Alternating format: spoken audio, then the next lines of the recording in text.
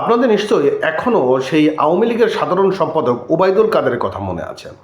তার নানান কথাবার্তা, নানান অঙ্গভঙ্গি এবং তার বিশেষ বাচনভঙ্গির কারণেই তাকে নানান নামে নানান ভূষিত করা হতো। আর এই যে আওয়ামী লীগের সাধারণ সম্পাদক ওবায়দুল কাদের, তিনি কিন্তু সমাজে একটি ট্রোলের শিকার হতো শুধুমাত্র তার এই ধরনের ভ্যালুলেস কিছু কথাবার্তা বলার জন্য। তো যাই হোক, আমাদের মূল বিষয়ে ওবায়দুল কাদের নয়, আমাদের মূল বিষয় হচ্ছে আমাদের প্রধান উপদেষ্টা ডক্টর মোহাম্মদ ইউনূসের প্রেস সচিব শফিকুল আলমকে নিয়ে ঘিরে। শফিকুল আলম একটা মন্তব্য করেছেন। তিনি বলেছেন যে বাংলাদেশের ইতিহাসে সেরা একটি নির্বাচন তারা উপহার দিতে যাচ্ছেন।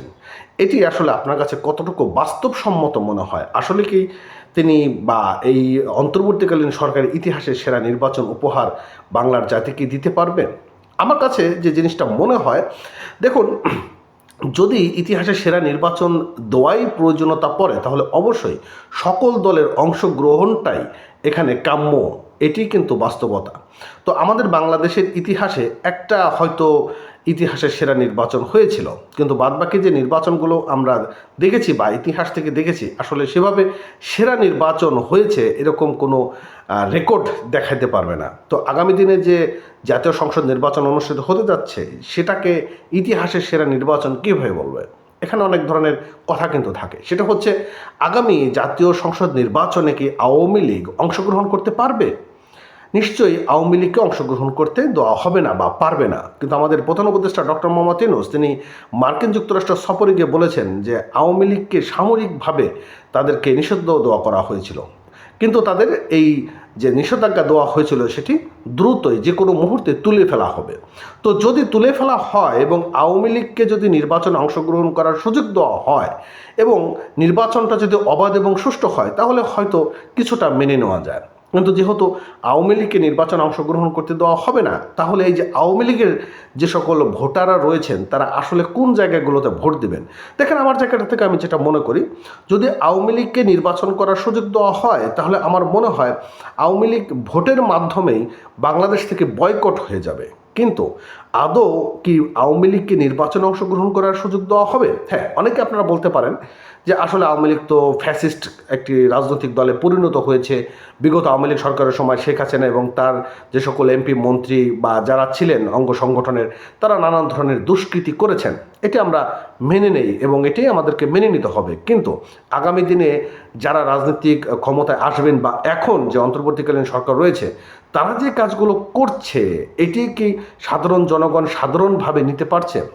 অনেকেই কিন্তু বলবেন যে না, সাধারণভাবে অনেকে নিতে পারছে না, কারণ এখানেও অন্তর্বর্তীকালীন সরকারের মধ্যেও কিন্তু অনেক ধরনের ঘাপলা রয়েছে। অনেকে বলছেন যে শেখ হাসিনার সঙ্গে আতাত করছেন, অনেকে বলছেন যে আগে থেকেই তারা দেশ থেকে পালিয়ে যাওয়ার একটি মাস্টার প্ল্যান করছেন, ইত্যাদি ইত্যাদি নানান ধরনের কথাবার্তা হচ্ছে। কিন্তু আওয়ামী লীগ ছাড়া কিভাবে আপনি আগামী দিনের জাতীয় সংসদ নির্বাচনকে ইতিহাসের সেরা নির্বাচন করবেন? দেখুন, যে অন্যায় করবে অবশ্যই তার শাস্তির প্রয়োজনীয়তা রয়েছে। প্রয়োজনে শেখ হাসিনাকে দেশে নিয়ে আসুন, তার শাস্তির যে সর্বোচ্চ পর্যায়ে সেটি নিন, বা আওয়ামী লীগের যে সকল দোষররা ছিল তাদেরকে আইনের আওতায় আনুন। কিন্তু যখন একটি রাজনৈতিক দলকে আপনি সম্পূর্ণভাবে ব্যান করবেন, তখন এই জায়গাটাতে কিন্তু অবশ্যই বিতর্ক জায়গার সৃষ্টি হয়। কারণ ব্যক্তি আসলে যাই করুক না কেন, একটা রাজনৈতিক দলকে আপনি কখনোই নিষিদ্ধ করতে পারেন না। দেখুন, আওয়ামী লীগ বহুবার চেষ্টা চালিয়েছিল বিএনপিকে একটেশে করার জন্য, বা একটা সময় বিএনপির তার নমিনেশনকে বাতিল করানোর জন্য ব্যান হয়ে যাবে।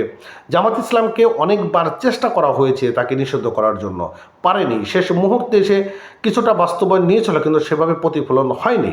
তো এখন আওয়ামী লীগের অনেক নেতাকর্মীরা রয়েছেন, তারা আসলে কোন জায়গাতে ভোট দেবেন? তারা কি আসলে তাদেরকে ভোট দেওয়ার কোনো জায়গা রেখেছে? যদি আওয়ামী লীগের যে একটা পার্সেন্টেজ রয়েছে যারা আওয়ামী লীগ বা নৌকার প্রতীক ছাড়া ভোট দিবে না, তাদের জন্য আপনারা আসলে কোন ব্যবস্থাটা করেছেন? অবশ্যই আমি যদি এখন বলি যে 5ই অগাস্টের পর আওয়ামী লীগের অবস্থান যতটা নিম্নগামী হয়েছিল, 5ই অগস্টের প্রায় 3 থেকে 4 মাস বা 5 মাস পর থেকেই আওয়ামী লীগের চাহিদা কিন্তু সময়ের সাথে বেড়েছে। এর জন্য এই অন্তর্বর্তীকালীন সরকার এবং বিভিন্ন রাজনৈতিক দলগুলোকেই আমি দায়ী করব। এখন এই যে আওয়ামী লীগ ছাড়া একটা নির্বাচন অনুষ্ঠিত হতে যাচ্ছে, তাহলে এই জায়গাটাতে আসলে বিতর্ক তৈরি হয় কিনা এবং মূলত এটি ইতিহাসের সেরা নির্বাচন হয় কিনা?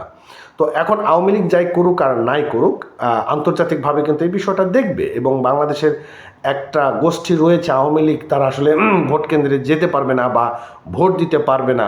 তাহলে আপনি কি করে ইতিহাসের সেরা নির্বাচনের কথা বলেন? ভালো থাকেন, চ্যানেলটি সাবস্ক্রাইব করে সঙ্গে থাকবেন। ধন্যবাদ।